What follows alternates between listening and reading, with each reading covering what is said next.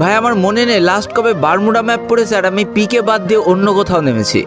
আমার চ্যানেলের গেম প্লেগুলো দেখো, তাহলেই বুঝতে পারবা যে পিকটাকে আমি আসলে কত পরিমাণ ভালোবাসতাম।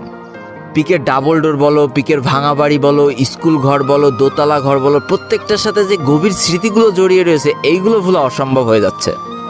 এখন আমার কথাগুলো শুনে অনেকে হাসতেছে আর অনেকে আবার মনে মনে বলতেছে যে বলত কয় কি, সামান্য একটা গেমের প্রতি এত ইমোশন। তাহলে তোমাদেরকে বলতেছি ভাই একটা দুইটা দিন না, পুরো 4টা বছর এই পিকে নেমে নেমে অভ্যস্ত হয়ে গেছে। একটু ইমোশন তো জড়িয়ে থাকবেই।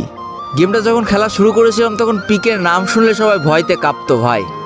প্রথম যখন ভালো গেম খেলা শিখেছিলাম তখন সাহস করে পিকে তো ঠিকই নামতাম, কিন্তু পিকে টিকে থাকতে পারতাম না, এত এনিমি নামতো ভয়তে অন্যদিকে পালায় যেতাম। ভাই তোমরা আমাকে একটু বলতে পারো আমি এই পুরনো পিকেটাকে কিভাবে ভুলে যাবো? আমার বারমুডা ম্যাপের প্রত্যেকটা ম্যাচই তো শুরু হতো এই পিক থেকে। পিকে এমন একটা জায়গা ছিল, পিকে কখনো দুর্বল স্কোয়াড নামতো না, এখানে যারা নামতো না তারা ছিল